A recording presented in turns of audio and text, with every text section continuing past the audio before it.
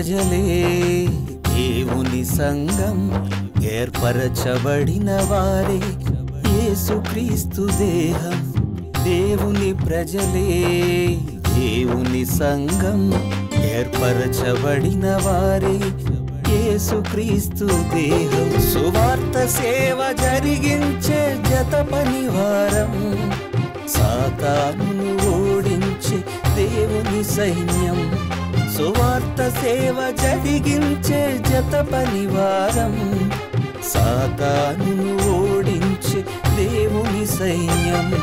స్త్రీ అని లేదు, పురుషుడని లేదు, దాసుడని లేదు, స్వతంత్రుడని లేదు. స్త్రీ అని లేదు, పురుషుడని లేదు, దాసుడని లేదు, స్వతంత్రుడని లేదు. క్రీస్తేసునందు మనమంతా ఒక్కటై మనవారి క్షేమముకై పోరాడుదాం. క్రీస్తు యేసునందు మనమంతా ఒక్కటై మనవారి క్షేమముకై పోరాడుదాం. దేవుని ప్రజలే దేవుని సంఘం, ఏర్పరచబడిన వారే యేసుక్రీస్తు దేహం. దేవుని ప్రజలే దేవుని సంఘం, ఏర్పరచబడిన వారే యేసుక్రీస్తు దేహం. బాహ్య సంబంధమైనటువంటి బాప్తిస్మమును గూర్చి గత పాఠ్యాంశంలో మనవారు అనే కార్యక్రమంలో మనం నేర్చుకున్నాం. ఆ కార్యక్రమంలో ఆ అంశమును మీకు తెలియజేస్తూ చివరగా ఒక ప్రశ్నతో ముగించాను. ఆ భాగమును విన్నవారికి ఈ విషయం గుర్తుండుండాలి. ఆ ప్రశ్న ఏమిటంటే, బాహ్య సంబంధమైనటువంటి బాప్తిస్మము నిష్ప్రయోజనమైనదైనప్పుడు, హృదయంలో మార్పు దేవుడు కోరుకుంటున్నప్పుడు, మనమందరం కూడా హృదయ పరివర్తన చెంది హృదయ సంబంధమైనటువంటి బాప్తిస్మమును పొంది బాహ్య సంబంధమైనటువంటి బాప్తిస్మమును పొందవలసిన అవసరత లేదా? ప్రశ్నను మరలా మీ అందరితో నేను పంచుకుంటున్నాను. జాగ్రత్తగా వినండి. ఈరోజు ఈ పాఠ్యాంశంలో ఇదే అంశాన్ని మనం నేర్చుకోబోతున్నాం.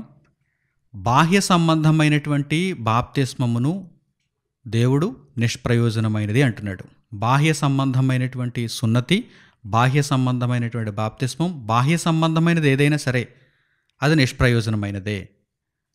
ఏదైనా సరే మీరు దేవుని కొరకు చేయాలనుకున్నప్పుడు, దేవుని విషయాలను గురించి ఆలోచన చేస్తున్నప్పుడు హృదయ సంబంధముగా ఉండాలి అని దేవుడు తెలియజేశాడు. అలాగైతే హృదయ సంబంధమైనటువంటి సున్నతి పొందినవారు బాహ్య సంబంధమైనటువంటి సున్నతి పొందవలసిన అవసరం లేదా? హృదయ సంబంధమైనటువంటి బాప్తిస్మం పొందినవారు బాహ్య సంబంధమైనటువంటి బాప్తిస్మం అంటే కేవలం నీటిలో ముంచబడటం అవసరం లేదా? ఈరోజు ఈ పాఠ్యాంశంలో మనం నేర్చుకుందాం. మనవారు అనే కార్యక్రమానికి మీ అందరికీ స్వాగతమును తెలియజేస్తున్నాను. దేవుని ప్రేమను బట్టి నా ప్రియులైన సహోదరి సహోదరులారా, బాహ్య సంబంధమైనటువంటి సంగతులను గూర్చి దేవుడు పరిశుద్ధ గ్రంథంలో తెలియజేశాడు. వాటి వలన మీరు పూర్తి ప్రయోజనాన్ని పొందలేరు. ఆత్మ సంబంధమైనటువంటి విషయాలలో కేవలము బాహ్యపరమైనటువంటి కార్యక్రమాలను మీరు చూపించటం వలన మీరు పూర్తి ప్రయోజనాన్ని పొందలేరు అని దేవుడు తెలియజేశాడు. ఉదాహరణకి సున్నతి ఇశ్రాయేలీయుల కాలంలో మనం చూడగలిగితే శరీర సంబంధమైనటువంటి సున్నతి పొంది కేవలం బాహ్యముగా పైకి కనిపిస్తున్నట్టుగా శరీరమందు సున్నతి పొంది హృదయమందు నమ్మిక లేనివారు, హృదయమందు దేవునిని విశ్వసించని వారు దేవుని రాజ్యానికి దూరంగానే ఉన్నారు. అందువలన దేవుడు తెలియజేసిన మాటలేమిటి? బాహ్య సంబంధమైనటువంటి సున్నతి మిమ్మును దేవుని రాజ్యంలోనికి చేర్చదు. అలాగే బాహ్య సంబంధమైనటువంటి బాప్తిస్మం అంటే హృదయంతో పని లేనప్పుడు, కేవలం మీరు నీటిలో మునిగి బాప్తిస్మం తీసుకున్నామని చెప్పుకున్నంత మాత్రాన హృదయంలో పరివర్తన లేకపోతే బాహ్య సంబంధమైనటువంటి బాప్తిస్మం ఎందుకు పనికిరాదని దేవుడు తెలియజేశాడు. అయితే హృదయ సంబంధమైన బాప్తిస్మం గొప్పదైనప్పుడు, అదే ఆవశ్యకమైనదైనప్పుడు నీటిలో మునగవలసిన అవసరం లేదా? బాప్తిస్మం తీసుకోవాల్సిన అవసరం లేదా? కేవలం బాప్తిస్మాన్ని గురించి మాత్రమే నేను ఇక్కడ మాట్లాడటం లేదు. ఆత్మీయ జీవితంలో ప్రతి విషయంలో కూడా హృదయ సంబంధమైనటువంటి కార్యక్రమాలను మనం కలిగి ఉండాలి అని మనం నేర్చుకుంటున్నాం కదా. అలాంటప్పుడు బాహ్య సంబంధమైనటువంటి కార్యక్రమాలు ఎందుకు పనికిరానివా అని మనం ఇప్పుడు పరిశీలన చేయగలిగితే ఒక్కొక్కటిగా మనం నేర్చుకుందాం. దేవుడు పరిశుద్ధ గ్రంథంలో తెలియజేసినటువంటి మాటలను మనం నేర్చుకుందాం. ప్రభు శరీరధారిగా ఉన్నప్పుడు శాస్త్రులను గూర్చి, పరిసయ్యులను గూర్చి పలికినటువంటి మాటలలో కొన్ని వాస్తవాలు ఇప్పుడు మనం గ్రహించాలి. లోకాసువార్త 11వ అధ్యాయము 42వ వాక్యాన్ని చూడండి. లోకాసువార్త 11వ అధ్యాయము 42వ వాక్యం.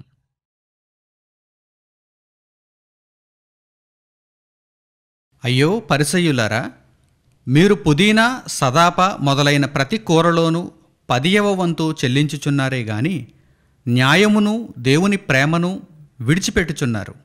వాటిని మానక వీటిని చేయవలసి ఉన్నది. ప్రభువైన యేసుక్రీస్తు, అయ్యో పరిసయ్యులారా, మీరు పుదీనాలోను, సదాపలోను 10వ వంతు దేవునికి చెల్లించి న్యాయమును, దేవుని ప్రేమను విడిచిపెట్టుచున్నారు. అంటే వేషధారులైనటువంటి ఆనాటి పరిసయ్యులలో, వేషధారులైనటువంటి శాస్త్రులలో ఏమి కనిపించుచున్నది? పైకి వారు 10వ వంతు అన్నింటిలోనూ ఇస్తున్నారు. అన్నింటిలోనూ 10వ వంతు దేవునికి తీసుకొచ్చి ఇస్తున్నారు. అయితే వేటిని విడిచిపెట్టారు? న్యాయముగా నడుచుకొనుట, దేవుని ప్రేమ, కనికరము, దయ, వీటన్నిటినీ విడిచిపెట్టారు. న్యాయముగా నడుచుకొనుట, దేవుని ప్రేమ, కనికరము, దయ ఇవన్నీ కూడా దేనికి సంబంధించినవి అంటే మన ప్రవర్తనకు సంబంధించినవి, హృదయానికి సంబంధించినవి. వీటిని విడిచిపెట్టేశారు. పైకి కనిపించేవి 10వ భాగం ఇవ్వటం, అలాగే వచ్చి మోషే పీఠమందు కూర్చుండి ధర్మశాస్త్రమును పఠించటం, పైకి కనిపించే కార్యక్రమాలను జరిగిస్తున్నారు. ధర్మశాస్త్ర కాలంలో ఉన్నవారు పైకి జరిగించే కార్యక్రమాలను ప్రజలకు చూపిస్తున్నారు. కానీ వారి యొక్క హృదయాలు ఎలా ఉన్నాయి? వారి యొక్క ప్రవర్తన ఎలా ఉంది? దేవునికి దూరంగా ఉంది. అప్పుడు ప్రభువైన యేసు పలికినటువంటి మాటలను మీరు జాగ్రత్తగా గమనించాలి. ఆయన ఏమంటున్నారు? మిమ్మల్ని నేను 10వ వంతు ఇవ్వకూడదని చెప్పటం లేదు, మోషే పీఠమందు కూర్చుండి ధర్మశాస్త్రమును పఠించవద్దని చెప్పటం లేదు, ప్రజలకు బోధించవద్దని చెప్పటం లేదు. అయితే మీరు న్యాయముగా నడుచుకోవటం లేదు, దేవుని ప్రేమను విడిచిపెట్టారు, దేవుని వాక్యం ప్రకారం నడుచుకోవటం మీరు మానివేశారు. మీరు 10వ వంతు ఇచ్చుట, ధర్మశాస్త్ర సంబంధమైనటువంటి కార్యక్రమాలన్నిటిని నెరవేర్చుట, వాటన్నింటితో పాటుగా వాటిని మానక వీటిని చేయవలసి ఉండెను. అంటే కనికరమును కలిగి ఉండటం, న్యాయముగా నడుచుకోవటం, దేవుని ప్రేమను కలిగి ఉండటం, ఇవన్నీ కూడా మీరు జరిగించాలి. కేవలం బాహ్య సంబంధముగా మీరు 10వ వంతు ఇచ్చి, విశ్రాంతి దినమును ఆచరించి, పండుగలను ఆచరించి, ప్రజలందరి ముందు ఏవో దేవుని మాటలను కొన్ని ప్రకటించి మీ జీవితాలను దేవునికి దూరంగా ఉంచుకోవటం వలన ఎటువంటి ప్రయోజనం లేదు. మీరిచ్చే 10వ భాగం యొక్క ఫలితం మీకు రాదు. ఇదే ప్రభువు తెలియజేస్తున్నారు. అయితే ప్రభువు ఏమంటున్నారు చూడండి, వాటిని మానక వీటిని చేయాలి. ప్రియులారా, బాహ్య సంబంధమైనటువంటి బాప్తిస్మమును గురించి ఆలోచించేటప్పుడు కూడా ఈ విషయాన్ని మనం గుర్తుంచుకోవాలి. దేవుడు హృదయ సంబంధమైన మార్పును కోరుకుంటున్నాడు, కానీ నీటిలో మునగకూడదా? నీటిలో మునిగి బాప్తిస్మం తీసుకోవాలి. నీటిలో మునిగి బాప్తిస్మం తీసుకోవాలి. హృదయ సంబంధమైనటువంటి బాప్తిస్మమును మనము కలిగి ఉండాలి. హృదయ పరివర్తనను మనం కలిగి ఉండాలి. ఎందుకంటే ఒక సాక్షి ఉండాలి, ఒక ఆధారం ఉండాలి. అలాగే కేవలం నీటిలో మునగటం వలన కూడా ప్రయోజనం లేదు. నీటిలో మునిగి బాప్తిస్మం తీసుకున్నటువంటి ఆ పరిస్థితులలో హృదయ సంబంధమైనటువంటి మార్పును కూడా మనం దేవునికి చూపించాలి. అప్పుడే సంపూర్ణమైనటువంటి ప్రయోజనం దక్కుతుంది. పరిశుద్ధ గ్రంథంలో మరో మాట చూద్దాం. సామెతల గ్రంథము 21వ అధ్యాయము 3వ వచనం.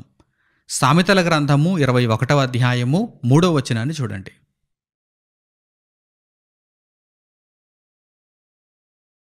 నీతి న్యాయములను అనుసరించి నడుచుకొనుట బలులనర్పించుట కంటే యెహోవాకు ఇష్టము. ఇక్కడ వ్రాయబడిన మాటను చక్కగా ఆలోచన చేస్తున్నారు. అంటే దేవునికి ప్రధానముగా కావలసినదేంటి? నీతి న్యాయములను అనుసరించి నడుచుకోవటం. ఆ తరువాత బలులు ఇవ్వండి, ఆ తరువాత విశ్రాంతి దినమును పాటించండి, ఆ తరువాత పండుగలను ఆచరించండి అని ఇశ్రాయేలీయులకు దేవుడు తెలియజేశాడు. అయితే ఇశ్రాయేలీయులు దేనిని పాటిస్తున్నారు, దేనిని మర్చిపోయారు? బలులు అర్పిస్తున్నారు, పండుగలు ఆచరిస్తున్నారు, విశ్రాంతి దినమును పాటిస్తున్నారు. కానీ దేనిని మర్చిపోయారు, దేనిని విడిచిపెట్టారు? నీతి న్యాయములను అనుసరించి నడుచుకొనుట పూర్తిగా వారి జీవితాలలో మర్చిపోయారు. ఈరోజు కూడా బాహ్య సంబంధమైనటువంటి బాప్తిస్మం అందరిలోనూ కనిపించుచున్నది. బాప్తిస్మం తీసుకున్న ప్రతి ఒక్కరిలో కూడా బాహ్య సంబంధమైన బాప్తిస్మం కనిపించుచున్నది. కానీ హృదయ సంబంధమైనటువంటి బాప్తిస్మము ఎందరిలో కనిపించుచున్నది? నీటిలో మునిగి బాప్తిస్మం తీసుకున్న వారితో ఈరోజు చర్చిలు నిండుతున్నాయి. కానీ దేవుని రాజ్యం నిండుతుందా? దేవుని సంఘం నిండుతుందా? 4 గోడలు నిండుతున్నాయి, కానీ దేవుని సంఘం నిండుతుందా? దేవుని సంఘం నిండాలంటే నీటిలో మునిగి బాప్తిస్మం తీసుకున్నటువంటి వారు హృదయ సంబంధమైనటువంటి బాప్తిస్మమును కూడా కలిగి ఉండాలి. అప్పుడు మాత్రమే దేవుని రాజ్యంలోనికి వారు ప్రవేశిస్తారు. అందుకే దేవుడు ఏమంటున్నాడు చూడండి, మీరు బలులు ఇస్తున్నారు, పండుగలు ఆచరిస్తున్నారు, కానీ నీతి న్యాయములను అనుసరించి నడుచుకోవటం లేదంటున్నాడు దేవుడు. మరి దేవునికి ఏది ఇష్టం? ముఖ్యంగా దేవునికి ఏది ఇష్టం? అలాగని బలులు అర్పించవద్దని దేవుడు చెప్పలేదు, అలాగని విశ్రాంతి దినమును పాటించవద్దని ఇశ్రాయేలీయులకు దేవుడు చెప్పలేదు, పండుగలను ఆచరించవద్దని ఇశ్రాయేలీయులకు దేవుడు చెప్పలేదు, సున్నతి తీసుకోవద్దని దేవుడు ఇశ్రాయేలీయులకు చెప్పలేదు. కానీ హృదయ సంబంధమైన మార్పేది? అది కదా నాకు ఇష్టం అంటున్నాడు దేవుడు. అది కదా ముఖ్యమైనది అంటున్నాడు దేవుడు. ముఖ్యమైన వాటిని విడిచిపెట్టారు, ప్రధానమైన వాటిని విడిచిపెట్టారు, బలహీనమైన వాటిని చేస్తున్నారు. అయితే పరిపూర్ణుడుగా నీవు మారాలంటే పైకి దేవుడు నీకు చేయమని ఏదైతే చూపించాడో, నేర్పించాడో, ఆజ్ఞాపించాడో దానిని చేస్తూనే వాటిని మానక వీటిని చేయాలి, వాటిని మానక వీటిని చేయాలి. దేవుడు హృదయ సంబంధమైన మార్పునే కోరుకున్నాడు గనక నేను బాప్తిస్మం తీసుకోను అంటే, నీటిలో మునగను, నా హృదయంలో మార్పు వచ్చేసింది అంటే నీవు దేవుని ఆజ్ఞను అతిక్రమించుచున్నావు, దేవుని శోధించుచున్నావు అని అర్థం. నీవు నీటిలో మునిగి బాప్తిస్మం తీసుకోవాలి, బాహ్యముగా కూడా నీవు బాప్తిస్మం తీసుకోవాలి, ఒక సాదృశ్యాన్ని చూపించాలి. అయితే హృదయ సంబంధమైనటువంటి మార్పు అక్కడ కీలకమైనది. ఈ విషయాన్ని దేవుడు నేర్పిస్తున్నాడు. దేవుని ఆత్మజ్ఞానం నేర్చుకోవటం చాలా కష్టం కదా, ఒక పట్టాన అర్థం కాదు. తేలికగా పైపైన ఆలోచన చేస్తే ఒక పట్టాన అర్థం కాదు. అదేంటి, దేవుడు కోరుకునేదేమో హృదయ సంబంధమైన బాప్తిస్మం, మరి బాహ్య సంబంధమైన బాప్తిస్మం ఎందుకు అంటారు. నీతి యావత్తు మనం మొత్తంగా పరిపూర్ణం చేసుకోవాలి, వాటిని మానక వీటిని చేయాలి. వాటిని చేయటంలో ఇబ్బంది ఏముంది అంటే, బాహ్య సంబంధమైన బాప్తిస్మమును తీసుకోవటంలో ఇబ్బంది ఏముంది? అయితే హృదయ సంబంధమైన బాప్తిస్మం లేకుండా బాహ్య సంబంధమైన బాప్తిస్మంతో సరిపెట్టుకుంటే నీకు ప్రయోజనం లేదు అనేది దేవుడు చెబుతున్నాడు. కనుక బాప్తిస్మం అనేటువంటి కార్యక్రమం, లేకపోతే ఆత్మ సంబంధమైనటువంటి మరే ఇతర కార్యక్రమం దేనినైనా మీరు ఉదాహరణకు ఆలోచనలో తీసుకోగలిగితే, ముఖ్యముగా హృదయ సంబంధమైనటువంటి కార్యక్రమం జరిగిన పిదప బాహ్య సంబంధమైనటువంటి కార్యక్రమాన్ని చూపించాలి. ప్రియులారా, ఈ విషయాలు చాలా ప్రాముఖ్యమైనవి. అర్థం చేసుకుంటే మీ బ్రతుకులు దేవుని వాక్యంలో ముందుకు కొనసాగుతాయి. లేదంటే ఇంకా పాత స్థితిలోనే ఏమీ తెలియని వారుగానే అపవాది మార్గంలో ముందుకు వెళ్తారు. కనుక చక్కగా మీరు ఆలోచించి నేర్చుకోవడానికి ప్రయత్నం చేయాలి. దేవుడు కోరుకుంటున్నదేంటి, దేవునికి ఇష్టమైనదేంటి. అలాగే ప్రవక్త అయినటువంటి సమూయేలు కాలంలో కూడా పలుకుబడినటువంటి మాటలు మనం చూద్దాం. సమూయేలు మొదటి గ్రంథం 15వ అధ్యాయము 22వ వాక్యాన్ని చూడండి. సమూయేలు మొదటి గ్రంథము 15వ అధ్యాయము 22వ వాక్యం.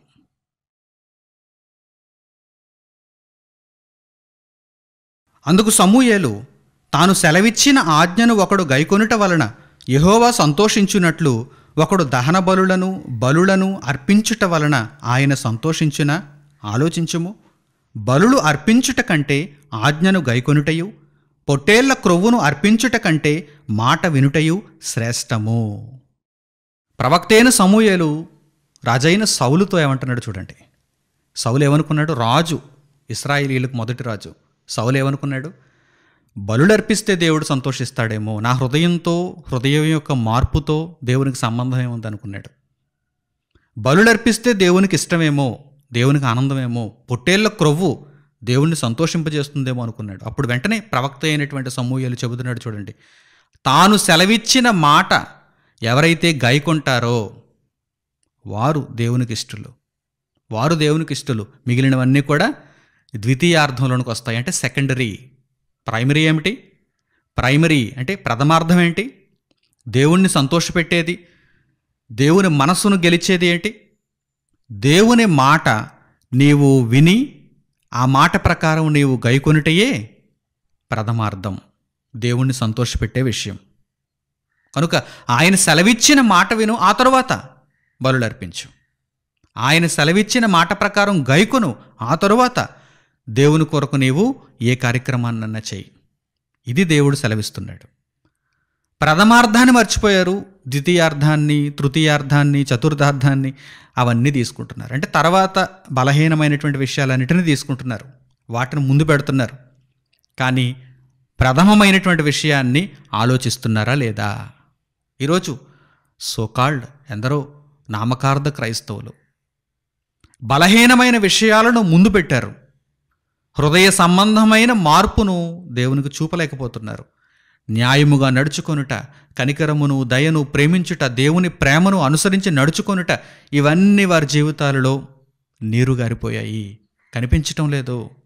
కానీ పైకి మాత్రం భక్తుల వలె కానుకలు ఇవ్వటంలో, పండుగలు ఆచరించటంలో అన్నింటినీ బాహ్యముగా మాత్రమే చూపగలుగుతున్నారు తప్ప హృదయాంతరాల నుండి వచ్చినటువంటి భక్తిని దేవునికి చూపలేకపోతున్నారు.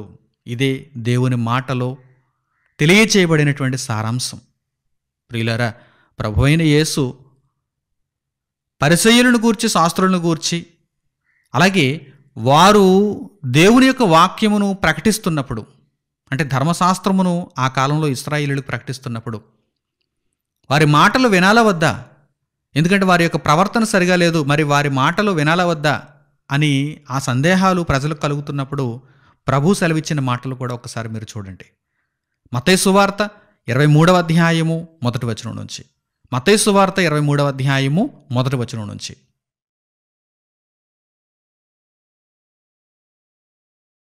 అప్పుడు యేసు జనసమూహములతోనూ తన శిష్యులతోనూ ఇట్లనెను, శాస్త్రులను, పరిసయ్యులను మోషే పీఠమందు కూర్చుండువారు గనుక వారు మీతో చెప్పువాటినన్నిటినీ అనుసరించి గైకొనుడి. అయినను వారి క్రియల చొప్పున చేయకుడి. వారు చెప్పుదురే గాని చేయరు. మోయ సఖ్యము కాని భారమైన బరువులు కట్టి మనుష్యుల భుజముల మీద వారు పెట్టుదురే గాని తమ వ్రేలితోనైనను వాటిని కదిలింపనొల్లరు. శాస్త్రులు, పరిసయ్యులు మోషే పీఠమందు కూర్చుండువారు గనుక వారు చెప్పు వాటన్నిటి ప్రకారం మీరు చెయ్యండి. అయితే వారి క్రియల చొప్పున మీరు చేయవద్దంటున్నాడు దేవుడు. వారు చేసిన క్రియల చొప్పున మీరు చేయవద్దు. వారు చెప్పేది దేవుని మాట, కానీ వారు చేసేది మాత్రం దేవునికి దూరం. వారు బాహ్యముగా దేవునికి దగ్గర అవ్వాలని చూస్తున్నారు, కానీ ఆంతర్యమున వారు చాలా దూరంగా ఉన్నారు, దేవునికి చాలా దూరంగా ఉన్నారు. కనుక ప్రజలారా, జన సమూహములతోనూ శిష్యులతోనూ ప్రభు తెలియజేసిన మాటలు ఇవి. ప్రజలారా, మీరందరూ కూడా వారు చెప్పే మాటలు వినండి, ఆ మాటల ప్రకారం ప్రవర్తించండి. కానీ వారు ఏం చేస్తున్నారో చూచి వారి వలె మీరు ప్రవర్తించకండి. వారి క్రియల చొప్పున మీరు చేయొద్దు, ఎందుకంటే వారి యొక్క హృదయాలు దేవునికి దూరంగా ఉన్నాయి. వారి క్రియలు దైవ చిత్తానుసారమైనవి కావు. వారి మాటలే దేవుని మాటలలో, దేవుని గ్రంథంలో ఉన్న మాటలుగా కనిపిస్తాయి. కనుక వారి మాటలు వినండి, వారి మాటలు వినండి, కానీ వారి చేతల చొప్పున చేయకండి. ఇది ప్రభువు నేర్పించినటువంటి పాఠం. ఈ విషయాలన్నింటినీ మనం క్రోడీకరించుకుంటే దేవుడు ఆంతర్యమున మార్పు కోరుకుంటున్నాడు, కానీ బాహ్యముగా మనము దేవుని కొరకు చేయవలసినటువంటి ప్రతి కార్యక్రమమును చేయొద్దంటున్నాడా? అంటే నేను హృదయమందు విశ్వసించాను గనుక ఇక నాకు దేవుని పనితో సంబంధం లేదు, దేవుని కొరకు బ్రతకడంతో సంబంధం లేదు, హృదయమందు విశ్వసించాను గనుక ఇక నాకు వేటితోనూ సంబంధం లేదని కూర్చోమంటున్నాడా? అట్లా కాదు. బాప్తిస్మం తీసుకోవాలి అంటే నీటిలో మునిగి బాప్తిస్మం తీసుకోవాలి. హృదయమందు మీకు బాప్తిస్మం జరగాలి. మీ హృదయ పరివర్తన దేవుడు కోరుకుంటున్నాడు. పశ్చాత్తాపపడడం దేవుడు కోరుకుంటున్నాడు. అది చాలా ముఖ్యమైనది అంటున్నాడు. కనుక ఈ విషయాలను జాగ్రత్తగా మనం అర్థం చేసుకోవాలి. ఇక చిట్ట చివరిగా ఈ యొక్క పాఠ్యాంశానికి ముగింపును ఒక చక్కని సందర్భంతో నేను ఇవ్వదలిచాను. అదేమిటంటే ప్రభువైన యేసుక్రీస్తు పొందినటువంటి బాప్తిస్మం. సర్వలోకంలో ఉన్నటువంటి మనుష్యులు పాపాత్ములు కనుక అందరికీ బాప్తిస్మం అవసరం. పాప క్షమాపణ నిమిత్తము బాప్తిస్మం మనుషులందరికీ అవసరం. కానీ దైవకుమారునికి బాప్తిస్మం అవసరమా? దైవకుమారునికి బాప్తిస్మం అవసరమా? ఆయన నీతిమంతుడు. ఆయన ఏనాడు ఏ క్షణము కూడా ఎటువంటి విషయంలో కూడా పాపము లేనివాడుగా ఉన్నాడు. పాపరహితుడు కదా. పాపరహితునికి బాప్తిస్మం ఎందుకు? యేసుక్రీస్తు ప్రభు ఎందుకు బాప్తిస్మం తీసుకున్నాడు అని మీలో చాలామందికి సందేహం ఉండవచ్చు. ఇప్పుడు ఈ పాఠ్యాంశంలో సరైన సందర్భం గనక మీకు విషయం అర్థమవుతుంది. చక్కగా ఆలోచించండి. హృదయమందు మీకు మార్పు ఉన్నా సరే నీటిలో మునిగి బాప్తిస్మం తీసుకోవాలనేటువంటి విషయాన్ని భావితరాలన్నిటికీ చెప్పటానికి ప్రభువైన యేసు నీటిలో మునిగి బాప్తిస్మమిచ్చి యోహాను చేతులలో బాప్తిస్మం తీసుకున్నాడు. బాప్తిస్మమిచ్చి యోహాను కూడా అంటున్నాడు, ప్రభువా నేను నీ చేత బాప్తిస్మం పొందవలసిన వాడను, నీకు బాప్తిస్మం ఇచ్చే అర్హత నాలో లేదు, అయినా నీవు బాప్తిస్మం పొందడం ఏంటి? సమస్తమునకు కర్తవు కదా అని నివారింపచూచాను అంటే అడ్డుకుంటున్నాడు, వద్దంటున్నాడు. కానీ ప్రభు ఆ కార్యక్రమాన్ని ఎందుకు జరిగించారో, ఆ కార్యక్రమంలో ఆయన ఎందుకు పాల్గొన్నారో విషయం మీకు అర్థం కావాలంటే మనలో హృదయ సంబంధమైనటువంటి పరివర్తన వచ్చినా కానీ బాహ్య సంబంధముగా దేవుడు ఆజ్ఞాపించిన కార్యక్రమాలను మాత్రం మనం తప్పకుండా నెరవేర్చాలి. ఎందుకంటే హృదయ సంబంధమైన బాప్తిస్మం చాలా గొప్పదని దేవుడు సూచించాడు కనుక హృదయంలో నాకు మార్పు వచ్చింది, నేను నీటిలో మునగరని చాలామంది మరల తప్పుగా భావించే అవకాశం ఉంది. దేవుడు నీతిగా న్యాయముగా నడుచుకోవటాన్ని కోరుకుంటున్నాడు కనుక ఇక నేను దేవునికి ఏమీ చేయనక్కర్లేదు, దేవునికి నేను ఏమీ ఇవ్వనక్కర్లేదు అని మీరు అనుకుంటున్నారేమో. జాగ్రత్త, ఆ విషయంలో మీరు మోసపోవద్దు. సమస్తమును సంపూర్ణముగా జరిగించండి, నీతి యావత్తు జరిగించండి. నీతిలో కొంత కాదు, నీతి యావత్తు జరిగించండి. ఈ పాఠాన్ని మనకు నేర్పించడానికి కదా ప్రభువైన యేసు నీటిలో మునిగి బాప్తిస్మం ఇచ్చి యోహాను చేతుల్లో బాప్తిస్మం తీసుకున్నారు. అక్కడ ఆయన పలికిన మాటలేమిటి? ఎందుకు అనగానే ఆయన ఇచ్చిన సమాధానం ఏంటి? నీవు బాప్తిస్మం తీసుకోవడం ఎందుకు ప్రభువా అనగానే ఆయన ఇచ్చిన సమాధానం ఏంటి? ఒక్కసారి పరిశుద్ధ గ్రంథంలో మీరు చూడాలి. మత్తయి సువార్త 3వ అధ్యాయము 13వ వాక్యం నుండి చూడండి. మత్తయి సువార్త 3వ అధ్యాయము 13వ వాక్యం నుండి.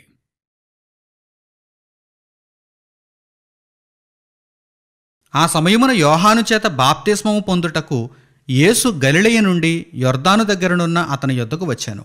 అందుకు యోహాను, నేను నీ చేత బాప్తిస్మము పొందవలసిన వాడనై ఉండగా నీవు నా యొద్దకు వచ్చుచున్నావా అని ఆయనను నివారింపజూచెను గాని యేసు, ఇప్పటికి కానిమ్ము, నీతి యావత్తు ఎలాగూ నెరవేర్చుట మనకు తగియున్నదని అతనికి ఉత్తరమిచ్చెను గనుక అతడు అలాగూ కానిచ్చెను. బాప్తిస్మం ఇచ్చి యోహాను యొర్దాను నది నీటిలో అనేకులకు బాప్తిస్మం ఇచ్చుచున్నటువంటి కాలం అది. ఆ కాలమున, ఆ సమయమున యేసుక్రీస్తు ప్రభువు బాప్తిస్మం ఇచ్చి యోహాను దగ్గరకు వచ్చారు. వచ్చి యొర్దాను నది నీటిలో బాప్తిస్మం పొందటానికి ఆయన సిద్ధమయ్యారు. ఆయన చూడగానే బాప్తిస్మం ఇచ్చే యోహాను విషయం తెలియక, నీతి యావత్తును జరిగించుట అనేటువంటి విషయం తెలియక ఏమంటున్నారు? ప్రభువా నీకు బాప్తిస్మం ఎందుకు అని అంటున్నారు. అప్పుడు ప్రభు ఇచ్చిన సమాధానం ఏంటి? నీతి యావత్తు జరగాలి అంటే గనుక ఇది మనకు తగి ఉన్నది. ఇప్పటికి కానిమ్ము జరిగించు ఈ కార్యక్రమాన్ని. ఎందుకంటే మనుషులందరికీ ఈ విషయం అర్థం కావాలి. నీతిమంతుడే ఎందుకు నీటిలో దిగి బాప్తిస్మమును తీసుకున్నాడు? ప్రజలందరికీ ఈ విషయం అర్థం కావాలి. వారందరూ దేవుడు మార్పును హృదయంలో కోరుకుంటున్నాడు గనుక ఇక మనం దేవుని కొరకు బ్రతకవలసినటువంటి విధానం ఏమీ లేదు అని తప్పుడు నిర్ణయాలతో ఉండే ప్రమాదం ఉన్నది కనుక దేవుడు హృదయ సంబంధమైన మార్పును కోరుకుంటున్నాడు. అలాగే బ్రతుకులో కూడా దేవుని కొరకు అనేక మందికి జీవితాన్ని చూపించమని కూడా దేవుడు తెలియజేశాడు.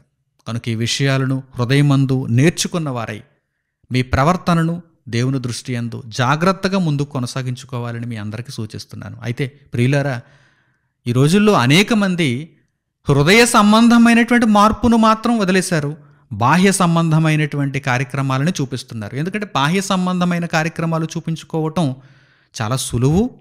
రెండవది, దాని వలన ఘనత కలుగుతుంది, మెప్పు కలుగుతుంది. కానీ హృదయ సంబంధమైనటువంటి మార్పుతో జీవితం అంతా కొనసాగటం, దేవుని కొరకు ఖచ్చితమైనటువంటి బ్రతుకును కలిగి ఉండటం వారికి కష్టంగా ఉంటుంది. కనుక ఈ విషయాలన్నిటినీ మనం చక్కగా బేరీజు వేసుకోవాలి.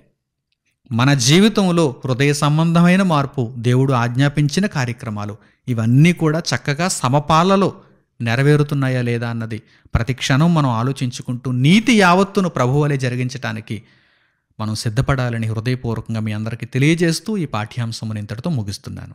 తండ్రి అనే దేవునికి ప్రార్థనలు ఏకీభవించండి. మహోన్నతుడైన మా కన్న తండ్రి, మీ ఉన్నతమైన ఉద్దేశాలను మాకు నేర్పించినందుకు, మీ సంకల్పమును తండ్రి గ్రంథము ద్వారా మాకు అనుగ్రహించినందుకు మీకు మా హృదయపూర్వకమైన కృతజ్ఞతాస్తుతులు తండ్రి. లోకమందున్నటువంటి నామకార్థ ప్రపంచం వలె మేము మారకుండా మేమంతా నిజమైనటువంటి దేవుని రాజ్యంలో నిలబడుటకు నాయన మీ వాక్యము చేత మాకు సహకరిస్తున్నందుకు మీ కృతజ్ఞతలు తండ్రి. మీ మాటలు వినుట మాత్రమే కాకుండా వాటి ప్రకారం ప్రవర్తిస్తూ మీ చిత్తమును తండ్రి హృదయపూర్వకముగా ప్రతి ఒక్కరూ నెరవేర్చగలుగుటకు సహాయము చేయమని మిమ్మల్ని కోరుకుంటూ మా ప్రార్థన విన్నపములను మా ప్రభువును రక్షకుడునైన యేసుక్రీస్తు వారి పేరిట మిమ్మల్ని వేడుకొనిచున్నాము తండ్రి. ఆమేన్. మన తండ్రి అయిన దేవుని ప్రేమ, మన రక్షకుడైన యేసుక్రీస్తు వారి కృప, పరిశుద్ధాత్ముని అన్యోన్య సహవాసము మనందరికీ సదాకాలము తోడై నడిపించునుగాక. ఆమేన్. అందరికీ వందనములు. సెలవు.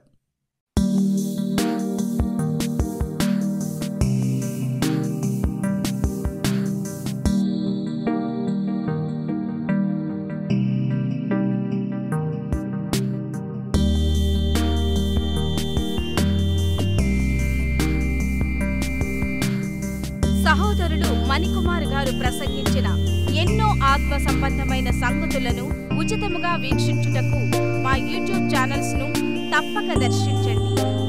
మా సమాచారమును ఎప్పటికప్పుడు తెలుసుకుని ఆత్మీయాభివృద్ధి నొందవలనంటే మా యూట్యూబ్ ఛానల్స్ ను సబ్స్క్రైబ్ చేసుకోండి. సత్వర నోటిఫికేషన్ల కొరకు సబ్స్క్రైబ్ బటన్ ప్రక్కనే ఉన్న బెల్ సింబల్ ను క్లిక్ చేయండి. మరిన్ని వివరములకు మీరు సంప్రదించవలసిన మా ఫోన్ నెంబర్స్ 8978414178 మరియు 8333927666. ధన్యవాదములు. ఈ కార్యక్రమమును అనేక మందికి పరిచయం చేయగలరని ఆశిస్తున్నాము. ప్రభువైన యేసుక్రీస్తు పేరిట మీకు శుభములు.